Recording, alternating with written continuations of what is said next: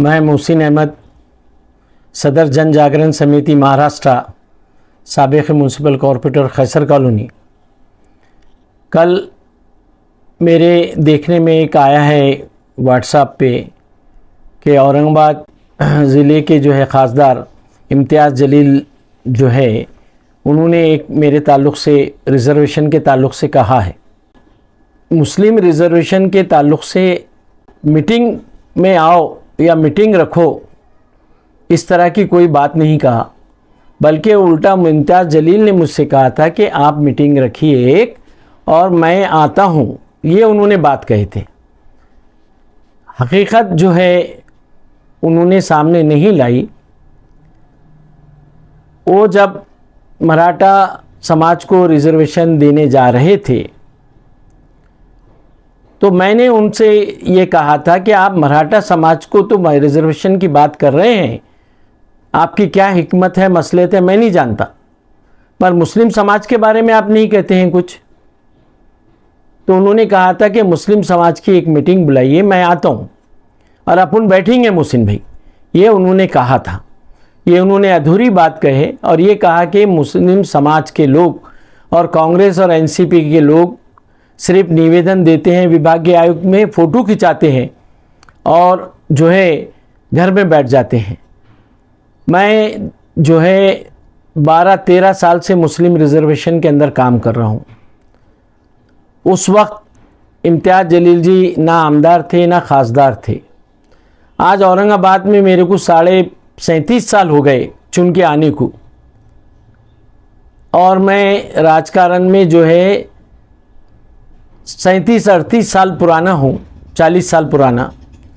उस टाइम में इन्हों शायद थे नहीं थे, ये बातें नहीं थी, पता नहीं, मैं नहीं जानता हूँ इनको, मगर हम मुस्लिम रिज़र्वेशन के लिए मुसलसल कोशिश कर रहे हैं। और इसके लिए हमने 3 दिन मुसलसल दिल्ली गेट के ऊपर रात दिन 3 दिन कांग्रेस की गवर्नमेंट थी, जब पृथ्वीराज चौहान जो है चीफ मिनिस्टर थे और माणिकराव ठाकरे जब महाराष्ट्र प्रदेश कांग्रेस कमेटी के सदर थे, तो हम मुसलसल हमारे जितने जन जागरण समिति के जो थे नगर सेवक थे और माजी नगर सेवक थे, वो सब उपोषण को बैठे थे। माणिकराव ठाकरे जी महाराष्ट्र प्रदेश कांग्रेस कमेटी के सदर ने तीसरे दिन हमको फ़ोन किया और कहा कि मोहसिन भाई आप रिक्वेस्ट से उठ जाइए, हम रिज़र्वेशन दे रहे हैं। मैंने कहा कि मेरे अकेले से कुछ होगा नहीं, आप मेरे साथियों से भी बात करें तो मैं उसके बाद ही कुछ फैसला करूंगा। तो उन्होंने फिर हमारे साथी नगर सेवक मुनाफ भाई, शेख मुनाफ भाई से बात करें, फिर आबिदा बेगम नगर सेविका से बात करें और दूसरों से बात रख के उन्होंने रिक्वेस्ट किए।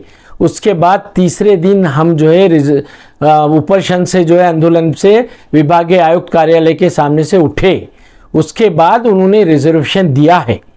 दूसरी बात उन्होंने बोलते बोलते ये कहा कि हैदराबाद के मुक्ति संग्राम के ताल्लुक से, तो मैं ये बात बता दूं कि देखिए हैदराबाद जो है मुक्ति संग्राम की बात जो है और ये मुसलमानों की बातें हैं कि हिंदुस्तान की आज़ादी के अंदर टोटल जो है 95,000 लोगों ने अपनी जान बलिदान दिए, उसमें से 61,395 लोग सिर्फ मुसलमान हैं।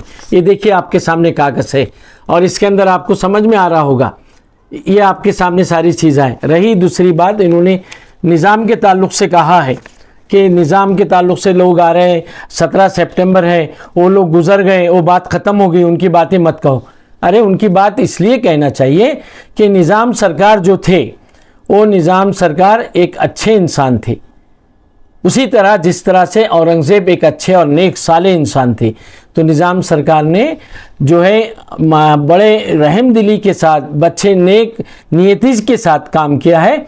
और जो है हिंदुस्तान पे जब हमला हो गया, दूसरे देश ने हमला किया चीन ने, तो सबसे ज़्यादा सोना उन्होंने दिया था लाल बहादुर शास्त्री जी को, और जो है बनारस यूनिवर्सिटी को उन्होंने पैसा दिया था, दूसरे मंदिरों को पैसा दिया, तारीख उसकी गवाह है।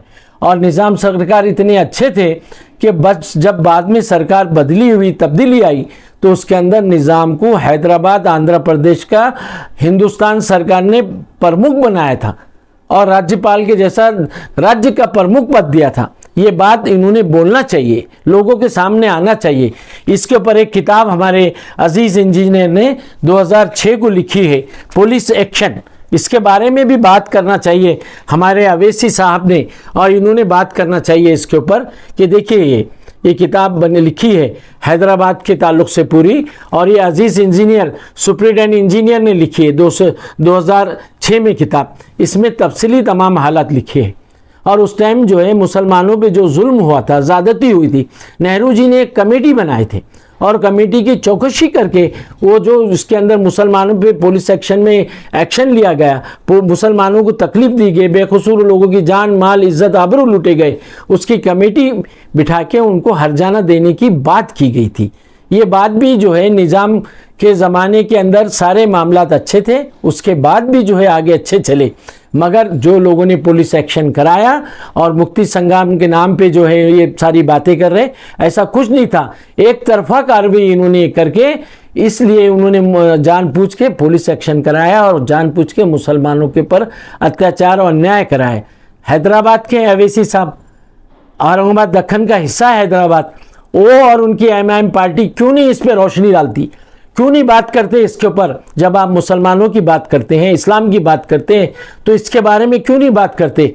आपने इस पे बोलना चाहिए।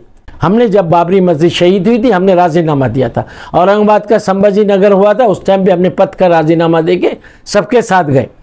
ये हम यहाँ के जो है एकदम जुड़े हुए लोग हैं माथी से, इसलिए हमारे बारे में कोई बात करने से पहले मेहरबानी करके सोच लेना चाहिए था। ये वक्त, ये मौका नहीं था कि हमारा जिक्र करके ये बात करें, मगर आपने ये बात करके ये चीज़ का सबूत दे दिया कि लोगों ने जो चुन के दी है आपको उस समाज से, वो लोगों से मोहब्बत नहीं है।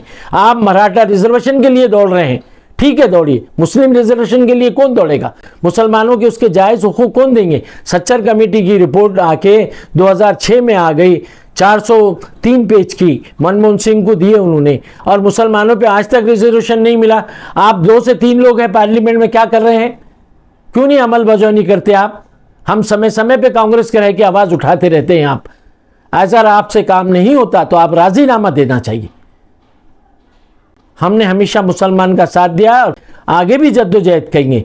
आप अपने अल्फाज वापस लें और करे हुए बाद अल्फाज का खुलासा करें, नहीं तो फिर इस तरह के अल्फाज अगर आप करेंगे तो फिर आपका फिर वक्तन फ़क्तन आप जो सवाल करेंगे उसका हम जवाब देंगे और हकीकत लोगों के सामने लाएंगे। मैं मोहसिन अहमद, एक्स कॉर्पोरेटर, कैसर कॉलोनी, सदर जन जागरण समिति, महाराष्ट्र।